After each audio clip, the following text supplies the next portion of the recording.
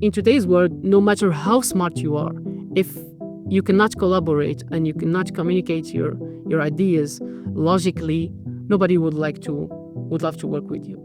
Before I had my internship, I had a biased belief about the corporate world, that I'd be in front of my computer from 9 to 5, acting like being productive. But after my first day, I noticed that the mentalities are shifting. What I think is the optimal forging process of a professional. So you have the academic knowledge or theoretical knowledge, and that we cannot do better, I think, from College of Computing. We have the best stuff, and we have diverse classes. So in this aspect, we cannot do better. Now, there is also a set of skills that are not taught in class. And these are, I think, the most crucial. So you only get to learn them inside companies. And that's why internship comes as a very crucial part of our curriculum. So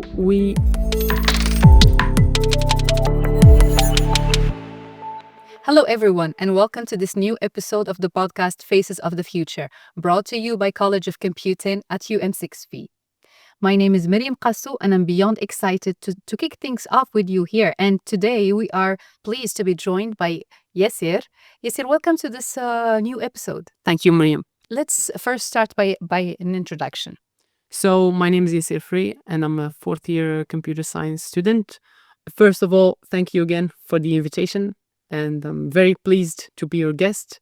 And I hope I'll be providing some insightful advices for your audience. I'm sure you'll be doing a great job providing us with information and insight. First, I want to ask you, what does technology represent for you? What's the place of technology in computer science for you? Well, I've been always fascinated with the computer science. I mean, with computers in general. I mean, the idea of having a universal machine that will do exactly what you tell it and nothing more. If you think about it conceptually, it is very simple. You've got a head that moves along a tape and that can read and write information. It's kind of you command and machines obey. Yes, exactly. And this, combined with a lot of math, logic, and engineering, gave birth to the old wild technologies we see today. I mean, I'm talking about the rise of AI, agents, robots. All of these would not be possible without this science. Totally. So, I mean, it is a privilege actually to study computer science, because you get not only to consume these technologies, but also to understand them and be able to produce them. And for the future, I think for the future of technology, we'll be seeing more crazy products and technologies going out. I'm neither optimistic nor pessimistic. I know these technologies will be coming, and we should be ready for them. Absolutely. I mean, the technology will for sure have an impact, whether it's a positive or negative impact. It's a matter of time, and we'll see. So I want to ask you regarding the projects. So you are a fourth-year student, right? Yes. And you've already worked on plenty of projects, very, very interesting. And let me tell you that I'm amazed. So you worked on a project on document understanding with Leyton, which is a very prestigious consultancy firm, right? I'd like if you can walk us through the journey, how you lived the adventure. What was your experience? Okay, so that was part of my application project for the second semester of the third year.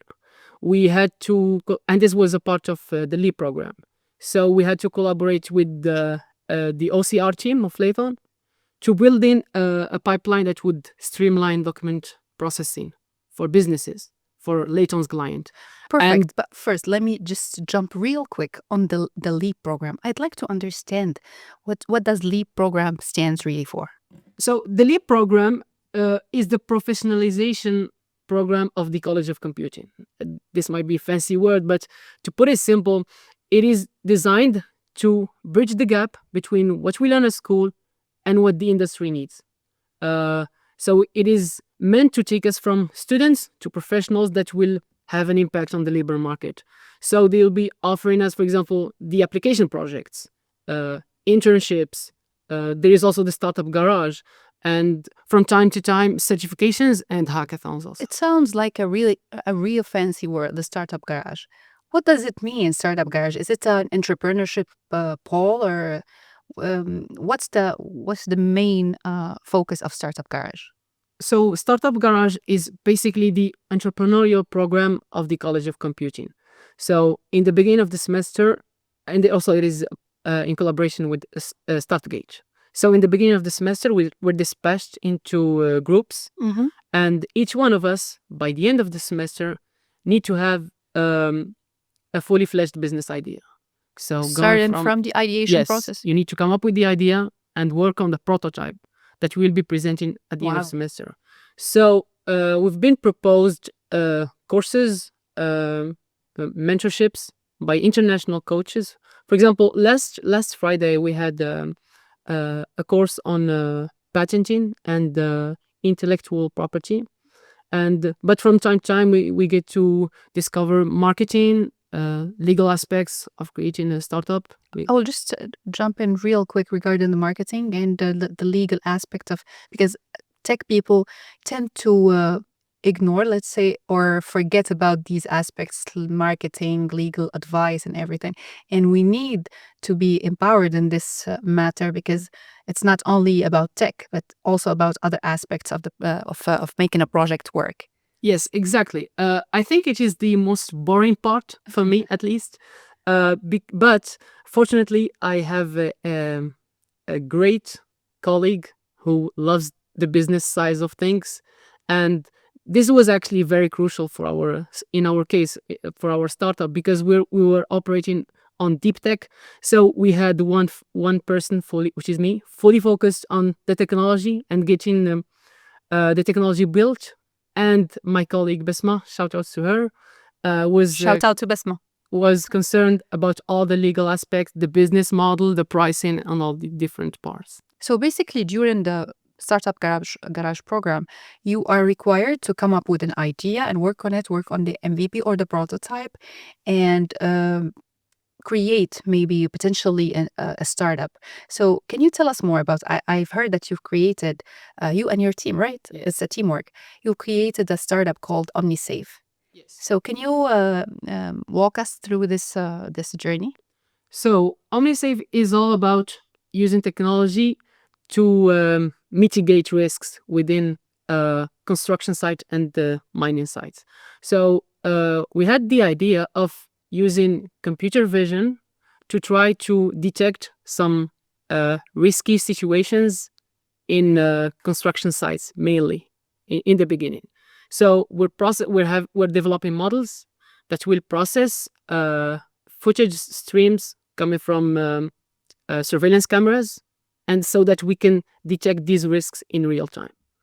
And we had the opportunity to pitch our business ideas during the Science Week, and alhamdulillah, we won the first prize. This is amazing. Congratulations. And I think that it's crucial and important that College of Computing is focused not only on the curriculum, but also on the professionalization, if I can say so, of the students. So you are basically learning how to deal with the real life problems, not only just algorithms. You worked on with Leyton. I would appreciate if you can give us more detail on the project. So to put it in simple words, they give us a data set of energy invoices. These are the invoices of Leyton's clients, real clients. So we had to, and there were thousands of them. So to extract information like the tax rate, mainly the tax rate, the total, addresses, emails, phone numbers, they could not do this manually. So we had to use some sort of system. And they entrusted us to build such pipeline. So we collaborated with their OCR team, and we employed multiple techniques like OCR, transformers, sometimes regular expressions, to process these invoices. And we also built an interface for the consultants to do the job. So they don't care about which model to use, depending on which invoice. So they just upload their invoice, and it is processed into a JSON file.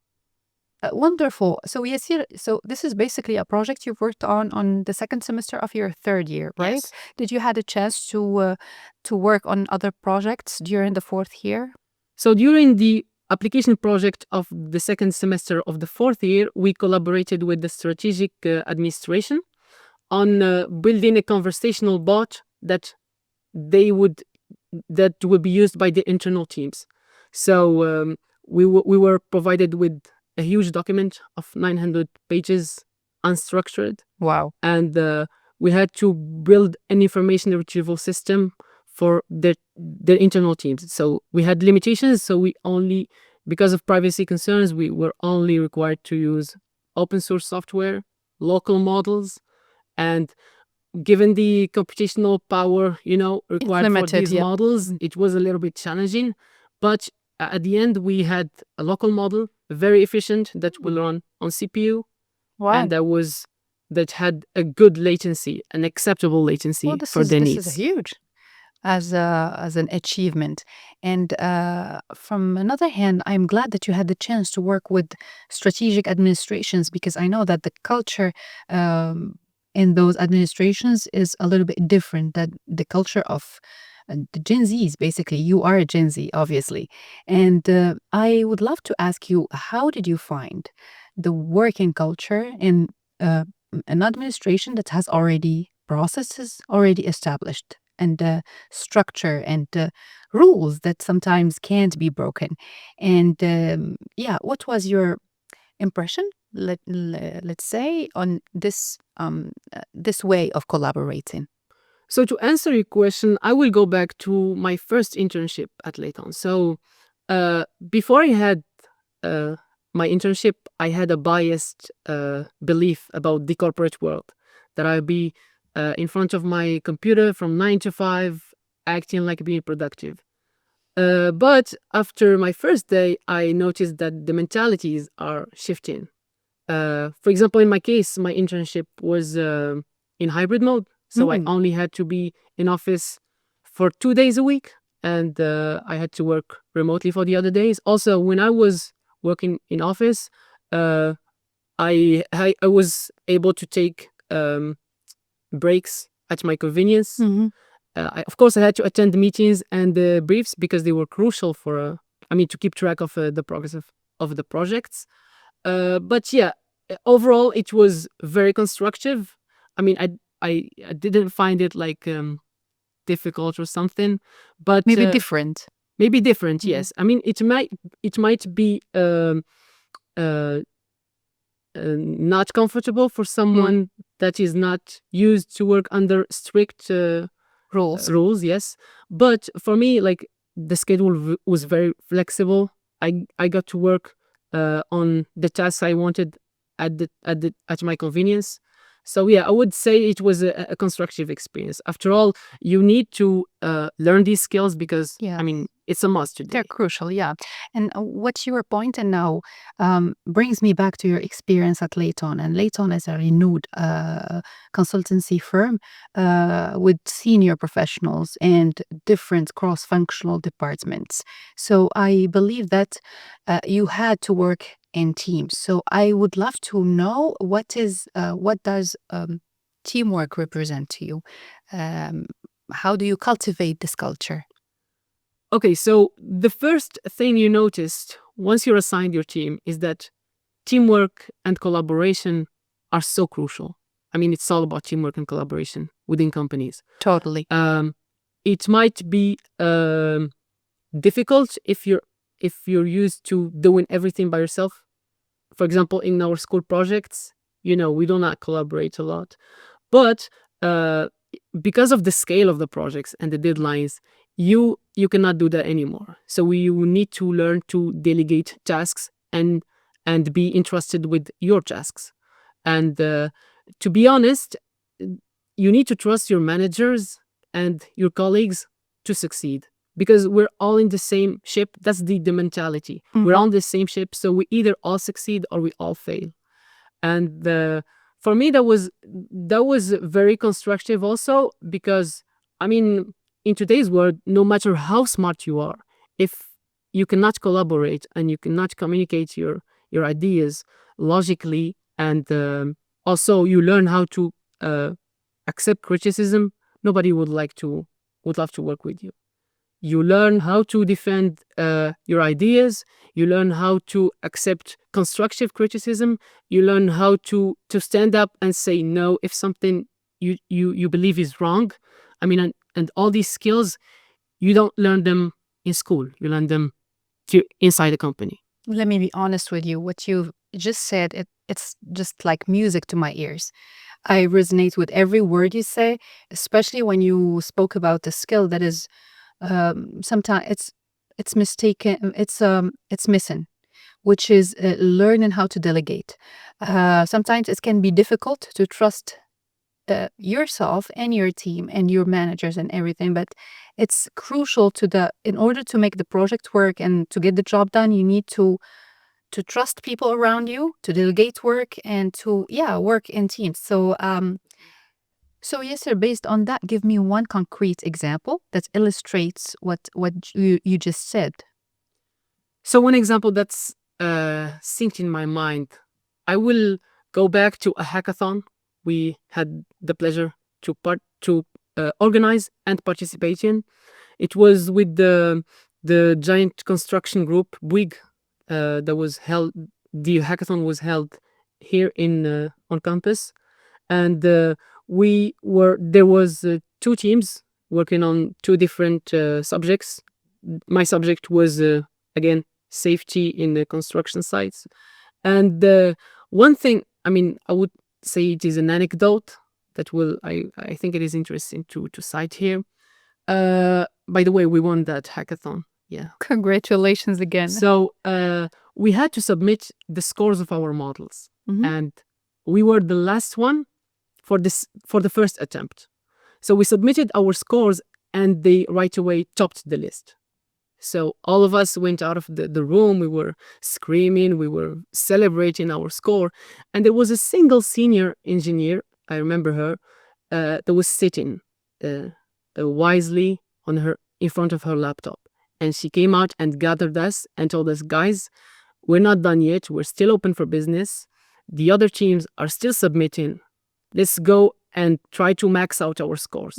So we went back on table. We tried to max out the scores. We gained 3% on our first attempt, and we submitted the second attempt. Magnificent. And if we did not listen to her advice, we would have lost the challenge. Wow. Because there was a team that submitted just after us, and they had a score above our first attempt. But our second attempt was topped the list. This really raises a very interesting point, I would say, which is diversity. When you have diversity in teams, it's always a winning thing. To go back to the hackathon experience, it was very personally, it was very touching experience because I had to collaborate with real engineers from different on real life problems. Exactly. From different groups. We had engineers from telecom, from construction, from a lot of sectors, and you can see the level of wisdom and maturity they have compared to us students. Like I told you, once we submitted, we had the first score. You went we went out, yes. And really, that taught me to always step back, have a reflection on whatever situation you have. Always take a step back and reflect. Perfect. Actually, I was planning to ask you for a piece of advice. I will leave that for the end of the episode. But always reflecting on what you've done, always taking the time to take a step back and see the whole picture as an observer. And it's really interesting as an approach. Now I'm really curious regarding how does College of Computing here at UM6P prepare you or empowers you to shape this mindset, to help you be the driving force to provide solutions for real life problems? Is it through only projects, or there are some kind of internships or experiences? If you can walk us through the preparation process. Okay. So let me take you back to what I think is the optimal forging process of a professional, of a professional engineer. So you have the academic knowledge or theoretical knowledge, and that we cannot do better, I think, from College of Computing. We have the best stuff, and we have diverse classes. So in this aspect, we cannot do better. Now, there is also a set of skills that are not taught in class. And these are, I think, the most crucial. So you only get to learn them inside companies. And that's why internship comes as a very crucial part of our curriculum. So we, in the third year, there is a mandatory internship. I had 2 internships that summer. First one was with an automotive company that designs integrated circuit boards for diesel engines. And the second one was the continuity of the project with Leyton. And this year, inshallah, I'm going to have my first international internship in Germany. Abroad, in Germany? Yes. Wow, perfect. Can you tell us more about the Germany experience, the upcoming Germany experience?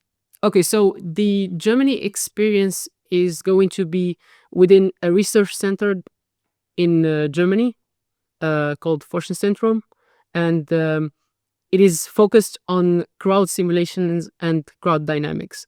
So the internship in Germany, we're going to try to employ LLM techniques to detecting some special behaviors in the crowds. So the topic, for those who are interested, and is called zero-shot learning for body sway detection in crowds.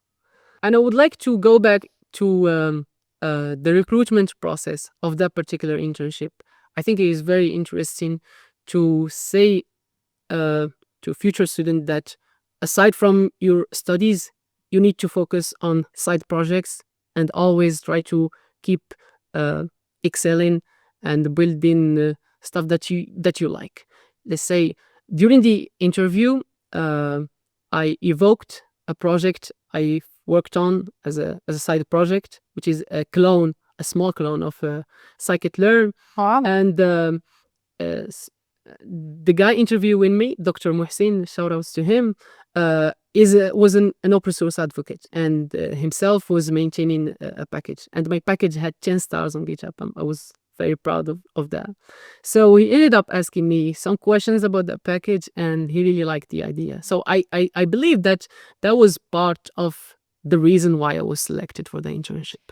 This is a real proof of it's by giving that we receive. So you were advocating for the open source, and it's kind of a giving back to the community that helped us learn. I mean, on YouTube, on GitHub, on all the platforms, we learn from each other. So you are basically advocating for the giving back to the community of developers. So I can consider this approach of giving back to the community as an advice for future developers or future tech people. And I'd like to ask you, for people who are following us today, who are watching us and listening to us, especially those who are aiming to follow the same path as yours, what piece of advice you can share with them? So I honestly don't like to give like special roadmaps to follow exactly, because each one of us has its own is different and is its own circumstances and conditions. But the general guidelines, or say rule of thumbs, is that first of all, you need to be passionate about computer science if you would like to study it, because you will be spending so much time debugging a code base. Yes. Something is crashing, you don't know what it is, you don't know why this is happening. Spend days and days. And if you don't have passion, you will just quit. You'll crash also, out. You will be taking classes that are often very abstract and very theoretical, that does not make sense for you. But trust me, these are the basics, and these are the fundamentals that will make a difference afterwards. The second advice is always seek excellence in whatever thing you're doing. Always try to be the best, and don't wait for a reward. always give your best at whichever thing you're doing, whether it be your internships, your assignments, your side projects. Always give your best, because trust me, people are noticing that, Yes, and you will be totally. amazed of how many lifetime opportunities will be offered just because of that. So someone noticed that you are a hardworking person, that you want to advance with your career, you're giving your best. He may give you, an opportunity that will change your life forever.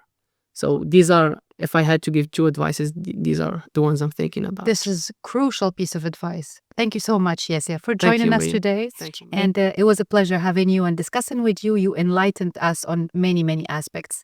And I'm wishing you all the best in your endeavors, also in your future trip. So I wish you a safe travel. And this is how our episode comes to an end. And whether you are watching us or listening to us on podcast platforms, make sure to stay tuned and see you next time.